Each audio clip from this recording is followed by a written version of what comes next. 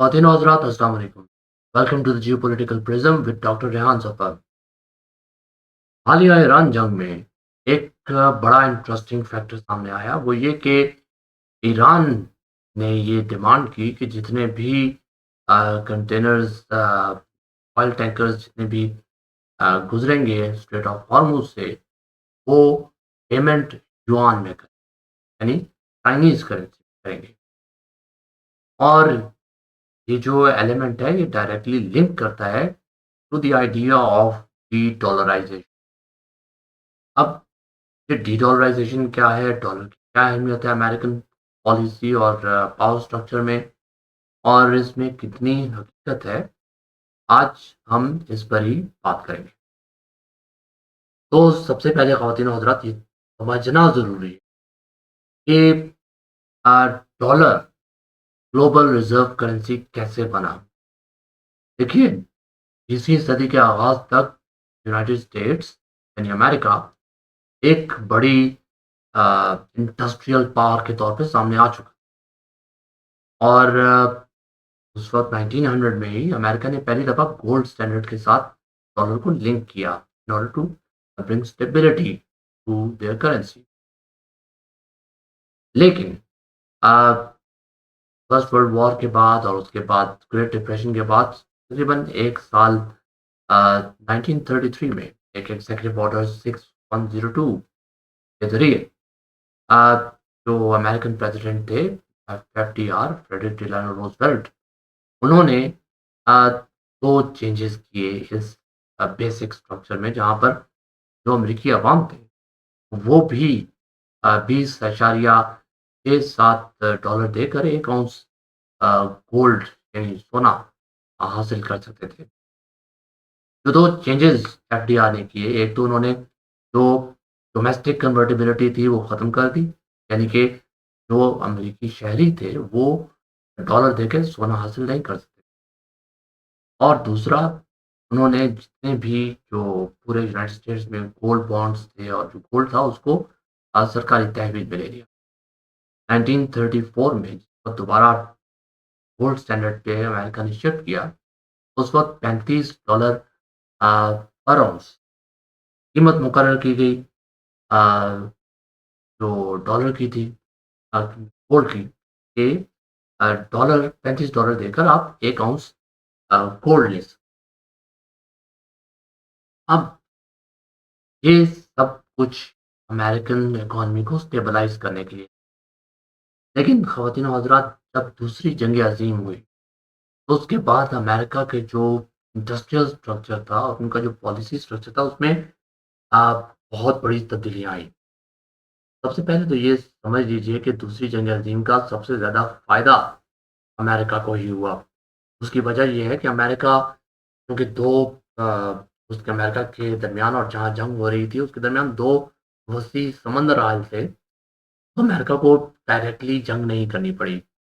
तो जहाँ पूरे यूरोप के इंडस्ट्रियल हब्स तबाह हो चुके थे, पूरी दुनिया में तबाही फैल चुकी थी, वहाँ पे अमेरिकी शहर, अमेरिकी इंडस्ट्रीज़ और उनकी इकॉनमी मुकम्मल तौर पे महफूज़ थी। एक तो ये बहुत बड़ा फैक्टर है। दूसरा, ख़वातीन और हज़रात, 1944 में ब्रेटन वुड कॉन्फ्रेंस मुनक़िद की गई। इस कॉन्फ्रेंस का मकसद ये था कि जो करेंसीज़ थी, ग्लोबल करेंसीज़ और ग्लोबल ट्रेड, इसमें कोई ऐसा स्टैंडर्ड इंट्रोड्यूस कराया जाए जो कि ग्लोबल करेंसी फ्लक्चुएशंस को भी कंट्रोल करे, मैनेज करे और दुनिया में ट्रेड करने में आसानी हो। 2 स्टैंडर्ड्स सेट किए गए। एक जो गोल्ड था यानी सोना, और दूसरा यूएस डॉलर, जिसके $35 के अगेंस्ट 1 औंस सोने की गारंटी। ये याद रहे कि दूसरी जंग अज़ीम के इख्तिताम तक दुनिया में बाज़ अंदाज़ों के मुताबिक 75% और बाज़ जो एप्लीकेशंस हैं या बाज़ जो एस्टिमेट्स हैं, उसके मुताबिक तकरीबन 90% जो दुनिया में ग्लोबल गोल्ड रिज़र्व्स थे, वो 1944 में अमेरिका के। तो American dollar became the global reserve currency. लेकिन जब जब जंग शुरू हुई तो अमेरिकन जो मिलिट्री एक्सपेंसेस थे वो अपनी जगह पर जारी रहे। अब ये एक बहुत ज़रूरी फैक्टर है इसको समझना। एक तो अमेरिका की जो कॉन्स्टेंटली मिलिट्री जो उनकी एंगेजमेंट्स थी वो कंटिन्यू रही। लेकिन दूसरी जंग अज़ीम के दौरान ही एक जो अमेरिकन इंडस्ट्रियल कॉम्प्लेक्स था वो मिलिट्री की जानिब शिफ्ट हो चुका था। और ये जो मिलिट्री इंडस्ट्रियल कॉम्प्लेक्स इसको जंगों से बेहद फ़ायदा होता था। तो कोल्ड वॉर के अवाइल में ही एक स्ट्रक्चर वाज़ेह होना शुरू हुआ जो कि अमेरिकन पावर और अमेरिका की जो सुपर पावर कैपेसिटी है, उसको एक तरह से डिफाइन करता है। अब ये स्ट्रक्चर क्या है? हम इस स्ट्रक्चर के ऊपर ज़रा गौर करते हैं। खातिन-ओ हज़रात, इस वक़्त आप जो डायग्राम देख रहे हैं, इसमें आपको 3 पिलर्स अमेरिकन पावर की जो कैपेसिटी है उसके नज़र आ रहे हैं। इसमें सबसे इम्पोर्टेंट पिलर जिसकी बुनियाद पर बाकी सब इमारत खड़ी है वो यूएस डॉलर है। Because it is the US dollar की वजह से अमेरिका अपनी पावर प्रोजेक्शन कैपेबिलिटी को मेंटेन कर सकता है और जो उनकी जो फौजी अखराजात हैं उनको भी सस्टेन कर सकता है। और अमेरिका की पावर प्रोजेक्शन कैपेबिलिटी ही है जो उसके अलायंस सिस्टम को मेंटेन करती है।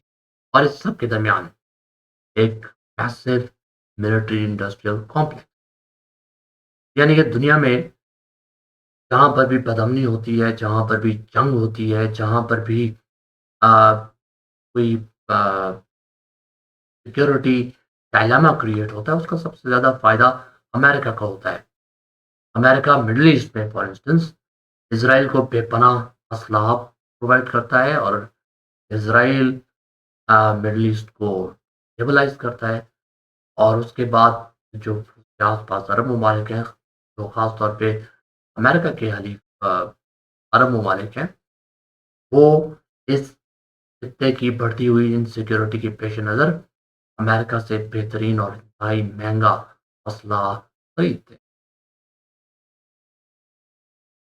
लेकिन ख़वातीन और हज़रात, यहाँ ये समझना ज़रूरी है कि जब कोई मुल्क मुसलसल इंतहाई महँगी जंगें लड़ रहा हो, मसलन वियतनाम वॉर और उससे पहले कोरियन वॉर में अमेरिकन्स की इन्वॉल्वमेंट रही और ये दोनों तवील और इंतहाई मुआशी तौर पे नुकसानदेह जंगें थी।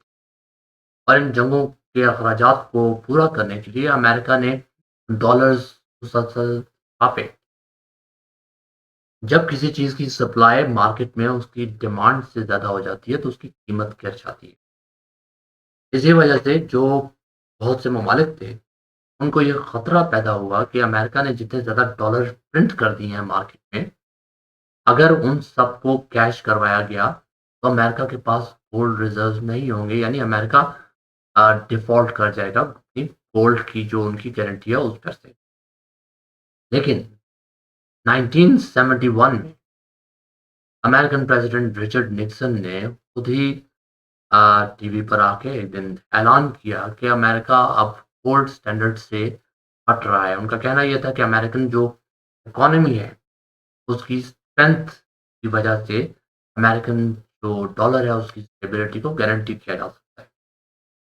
उस वक़्त से लेकर आज तक जो अमेरिकन डॉलर है, वो एक फ्री फ्लोटिंग फ़िएट करेंसी बन चुका है। लेकिन उस वक़्त तक अमेरिका अमूमी तौर पर पूरी दुनिया में इस्तेमाल किया जा रहा था as a currency of trade and as a global reserve currency.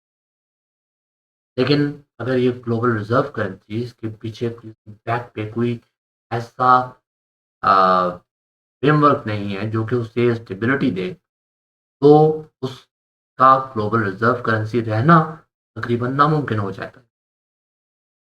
इसके बाद ख़वातीन और हज़रात, 1974 में कुछ ऐसा हुआ जिसकी वजह से अमेरिका जो डॉलर की जो प्राइस थी और जो अमेरिकन डॉलर की जो स्टेबिलिटी थी, उसको एक नई उम्मीद मिल गई। 1974 एक जून 1974 वो सऊदी अरब और अमेरिका के दरमियान एक मुआहिदा तय पाया। इसको पेट्रो डॉलर एग्रीमेंट कहा जाता है। मुआहिदा ये था कि हम सऊदी अरब अपना तमाम तर जो ऑयल है वो यूएस डॉलर्स में बेचेगा और उसके बदले में यूएस सिक्योरिटी बॉन्ड्स खरीदेगा। यानी कि अगर दुनिया में किसी ने भी अ, सऊदी ऑयल खरीदना है तो उससे पहले डॉलर खरीदने होंगे और वो डॉलर सऊदी ऑयल के बदले दोबारा सऊदी अरब में जाएंगे और सऊदी अरब से यूएस ट्रेजरी बॉन्ड्स की सूरत में वो दोबारा यूएस इकॉनमी का हिस्सा बन जाएंगे। ये वो सेटअप था ख़वातीन और हज़रात जिसने 2014 तक अ, अमेरिका को एक स्टेबिलिटी दी और अमेरिकन डॉलर को सस्टेन किए रखा। और ये यूएस पेट्रो डॉलर एग्रीमेंट थी, डॉलर्स फॉर सिक्योरिटी। इसके बदले में अमेरिका ने सऊदी अरब और अरब ममालिक को ये गारंटी दी थी कि वो इनका तहफ़्फ़ुज़ करेगा मिलिटरी। ख़वातीन और हज़रात, इस चार्ट में आप बड़े वाज़ेह तौर पे देख सकते हैं कि 1940s से लेकर 1960s तक जो यूएस गोल्ड रिजर्व्स थे they were at their highest level. लेकिन 1971 में जब डॉलर को गोल्ड स्टैंडर्ड से हटाया गया तो उसके बाद जो गोल्ड प्राइस है इन डॉलर्स वो बतदरीज बढ़ती रही है। यानी कि डॉलर की क़ुव्वत ख़रीद में कमी आती रही है और डॉलर की कदर में कमी आती रही। 2014 में जब रूस ने क्राइमिया पर कब्ज़ा किया तो उसके बाद उसे शदीद पाबंदियों का सामना करना पड़ा और इन पाबंदियों का रूस की इकॉनमी के ऊपर और रूस के जो रोज़मर्रा के जो मामलात थे उस पर बड़ा शदीद असर पड़ा। और ये जो पाबंदियाँ थी ये रूस के लिए एक वेकअप कॉल। उसकी वजह ये थी कि रूस को ये बात समझ आ गई कि अगर वो डॉलर बेस्ड इकॉनमी के ऊपर रिलाय करते रहे तो अमेरिकन सैंक्शंस का उन पर इंतहाई शदीद असर पड़ेगा। इस मसले को रिज़ॉल्व करने के लिए रशिया ने 2 स्ट्रैटेजीज़ अडॉप्ट की। प्राइमरीली पहली स्ट्रैटेजी ये थी कि उन्होंने अपने डॉलर रिज़र्व्स को कम किया और उसके अगेंस्ट गोल्ड जो रिज़र्व्स थे उनको बढ़ाया और दूसरी जो करेंसी डॉलर के मुकाबले में उनको भी अपने फॉरेक्स रिज़र्व में शामिल किया। यानी उन्होंने अपने फॉरेक्स के जो उनके फॉरेन एक्सचेंज के जो रिज़र्व्स थे उनको डाइवर्सिफ़ाई कर। इसके अलावा रूस को क्योंकि स्विफ्ट सिस्टम से बाहर कर दिया गया था तो रूस ने एक अल्टरनेटिव सिस्टम डेवलप किया जिसको उन्होंने एसपीएफएस का नाम दिया। यानी कि system for transfer of financial messaging. अब जो रूस की ये जो स्ट्रेटजी थी ये एक डिफेंसिव स्ट्रेटजी, लेकिन इसके नतीजे में जो रूस के ऊपर इम्पैक्ट था सैंक्शंस का वो बड़ी हद तक कम हो गया। इसके अलावा रूस ने अ, यूरोप के साथ जो ऑयल और गैस के जो रेट थी उसको बहुत ज़्यादा बढ़ा दिया। इसी वजह से जो मौजूदा यूक्रेन जंग है उसके शुरू होने से पहले जो रशियन रिजर्व्स थे फॉरेन एक्सचेंज करेंसी के उनमें यूरो आपको सबसे ज़्यादा वाज़ेह नज़र आता है। रूस के बाद चीन ने भी डॉलर पर अपनी रिलायंस को कम करना शुरू कर दिया। लेकिन जो चाइनीज़ स्ट्रैटेजी है वो ज़्यादा लॉन्ग टर्म है और ज़्यादा सोफिस्टिकेटेड है। सबसे पहले तो चाइना ने कोशिश की कि ज़्यादा से ज़्यादा जो ट्रेड है वो चाइना की अपनी करेंसी यानी युआन या रेनबे इसमें हो और इसके लिए उन्होंने करेंसी स्वैप अरेंजमेंट्स भी डेवलप किए। दूसरा, चाइना ने इंस्टीट्यूशनल फ्रेमवर्क्स डेवलप किए यानी जिस तरह वर्ल्ड बैंक और आईएमएफ है उसके अगेंस्ट न्यू डेवलपमेंट बैंक और एशियन डेवलपमेंट बैंक। और तीसरा जो स्टेप चाइना ने ली वो ये है कि उन्होंने एक अल्टरनेटिव पेमेंट सिस्टम भी डेवलप किया यानी टिप्स जिसको interbank cross border interbank payment system कहा जाता है। जो चौथा प्रपोज स्टेप है जो अभी तक जिसके खदोखाल बहुत वाज़ेह नहीं हुए, वो डिजिटल युआन है। इसके अलावा जो चाइना को बहुत बड़ा एडवांटेज है, वो ये है कि बीआरआई के ज़रिए चाइना बहुत सारी मार्केट्स के साथ फिज़िकली लिंक्ड है। अब अगर आप अ, जो कंबाइंड होल्डिंग्स हैं रशिया की और चाइना की, उनको देखें तो आपको पता चलता है कि रूस और चीन ने यूएस ट्रेजरी होल्डिंग्स को बदस्तूर कम किया है पिछले कई सालों में, और उनके जो गोल्ड रिजर्व्स हैं, वो बदस्तूर बढ़ते रहे।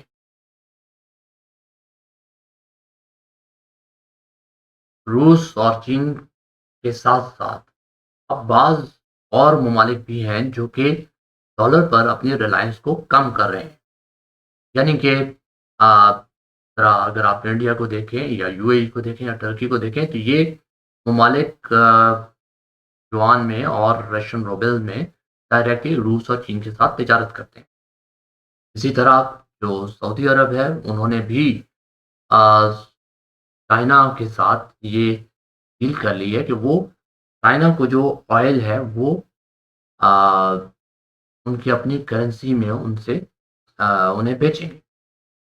अगर आप देखा जाए तो तकरीबन 47.9 बिलियन डॉलर्स के इक्विवेलेंट जो सऊदी एक्सपोर्ट्स हैं वो चाइना को जाती है। यानी कि तकरीबन जो टोटल चाइनीज़ इम्पोर्ट्स हैं ऑयल की, उसमें से तकरीबन 15 से 20%। अ, इसी तरह अगर आप मिडल ईस्ट को देखें तो 10% जो चाइनीज़ रिक्वायरमेंट्स हैं वो ईरान से जाती हैं, लेकिन उसका मैकेनिज़्म डिफरेंट है। जो गोस्ट शिप्स हैं या जो शैडो शिप्स होते हैं, उनके ज़रिए उसको भेजा जाता है to China under either Malaysian flag और सम अदर कंट्रीज़ फ्लैग, क्योंकि ईरान के ऊपर बदस्तूर बहुत ज़्यादा पाबंदियाँ लगी रही हैं।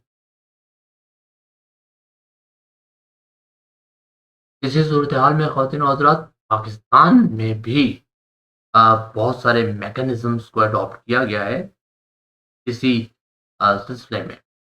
मसलन ईरान के साथ हमारा बार्टर ट्रेड एग्रीमेंट है, और इसी तरह अगर आप सेंट्रल एशिया और चाइना से देखा जाए तो वहाँ पे भी रीजनल करेंसी जो सेटलमेंट्स हैं उस पे बातचीत चल रही है। लेकिन पाकिस्तान के केस में आप अभी तक इनमें से कोई भी मेजर ऐसा नहीं है जिसको एट स्केल किया जा सके या वसी पैमाने पे किया जा सके, और हमारी जो रिलायंस है वो अभी तक डॉलर पे बहुत ज़्यादा है। तो क्या हम इस सब जो चेंजेस हैं इनका ये मतलब निकाल सकते हैं कि क्या डॉलर अब ग्लोबल रिज़र्व करेंसी नहीं रहा? ऐसा बिल्कुल भी नहीं।